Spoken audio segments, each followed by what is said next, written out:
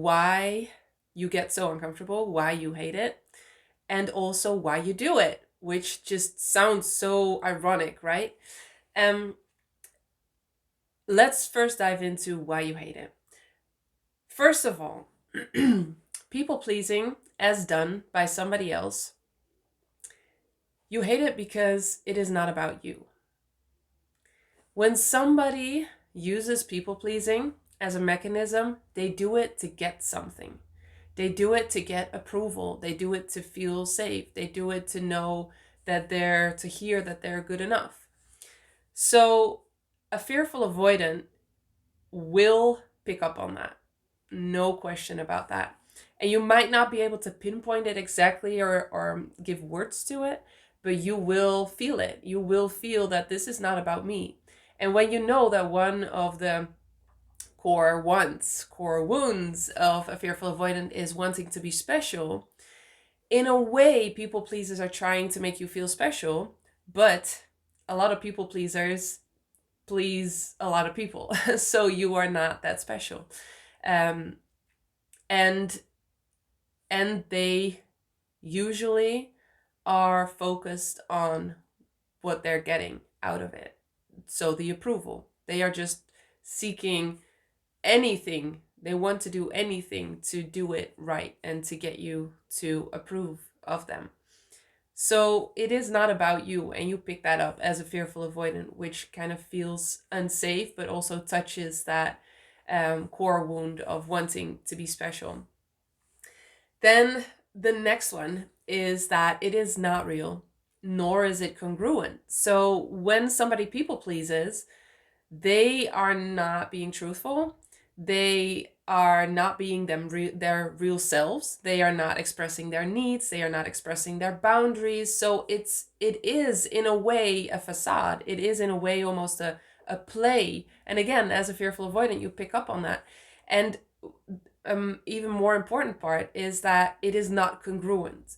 So a people pleaser will one day say one thing and the next day say another thing, which is not congruent. And when you know that fearful avoidants really do need congruency and consistency to feel safe, because a lot of fearful avoidants had that when they grew up in their childhood, that there wasn't congruency, there wasn't stability, and so that feels very unsafe. So when you know that fearful avoidants need that, it makes sense that people pleasers get you very uncomfortable. They trigger you. They trigger that unsafe part of you. Like what is true? What do you mean? Is this true? What you said yesterday, is what you are saying today true? So what they are looking for is congruency.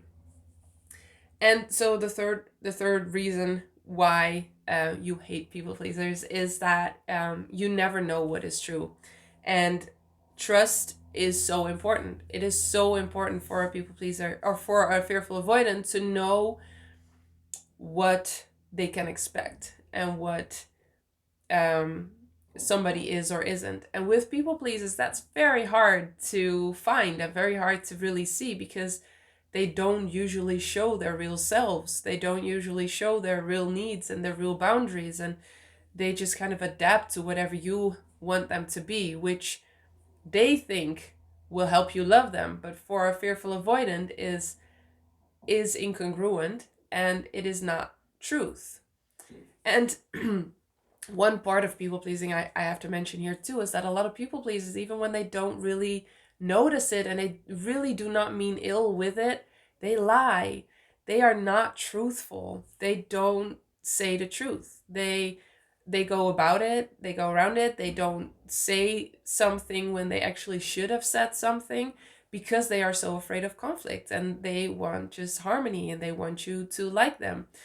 But fearful avoidance need truth. That's what you build trust on.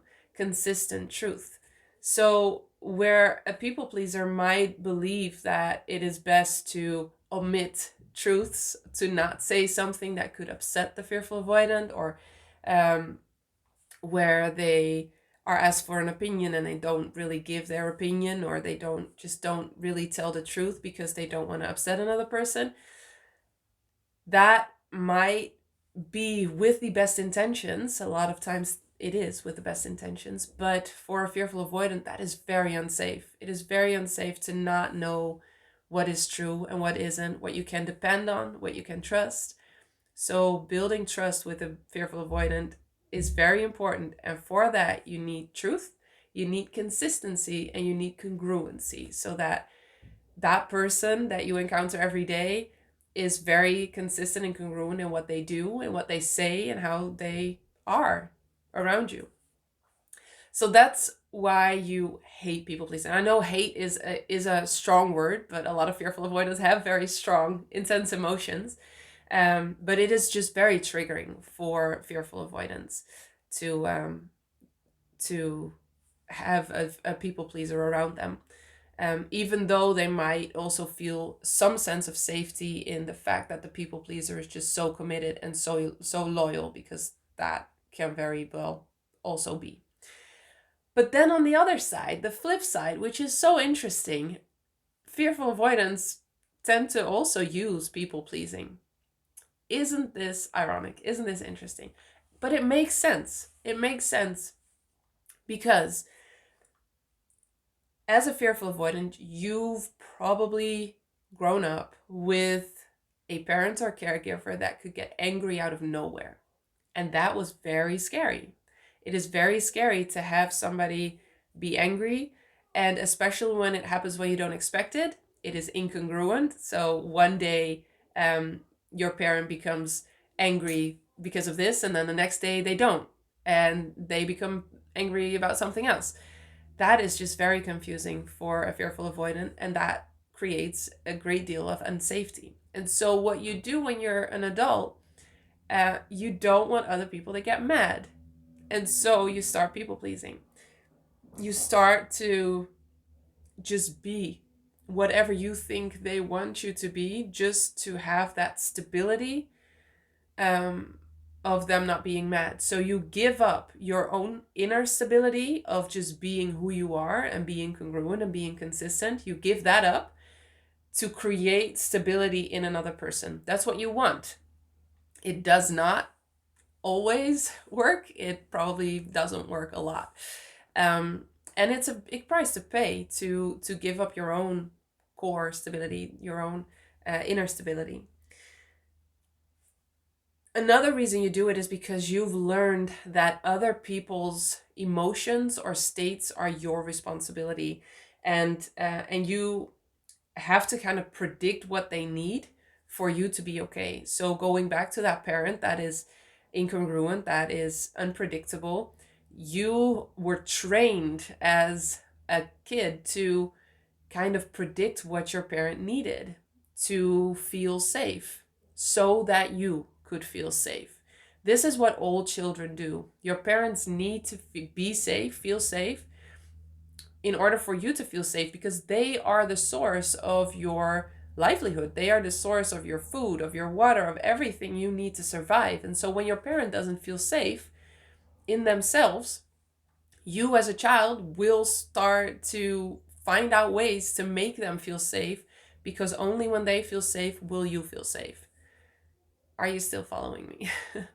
So you have gotten used to predicting what other people need and then giving that to them for you to feel safe. But that is people pleasing, because it is not your responsibility. It is not your responsibility to know what somebody else needs and to give that to them and make sure that they feel good without them having any responsibility of figuring that out themselves. It is on them. Everybody that's a grown up has their own responsibility in expressing their needs and expressing their boundaries. It is not your responsibility. And that might lead to people feeling uncomfortable and people becoming mad. And that is triggering for a fearful avoidant. But once you realize that it really has nothing to do with you, when they get mad, it really does not have anything to do with you. That's such a freedom, where you then have the freedom to find your own inner stability. And that is something that is unwavering and unshakable, because it is not dependent on another person.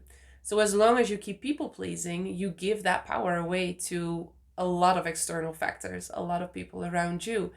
And that takes away from you finding that peace inside of you, that stability inside of you, which in the end gives you so much more.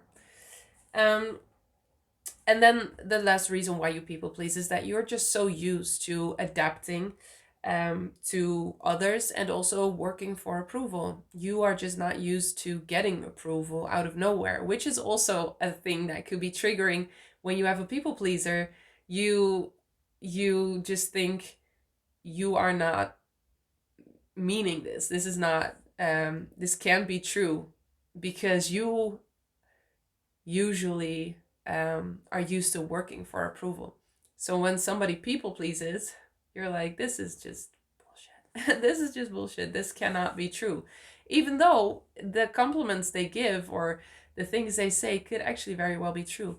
So the difference why you have such a hard time with people pleasers and you do it yourself, you will notice that obviously these are different people around you. You might have somebody, a coworker or your partner, that is a people pleaser, and that is just giving you such a hard time dealing with that.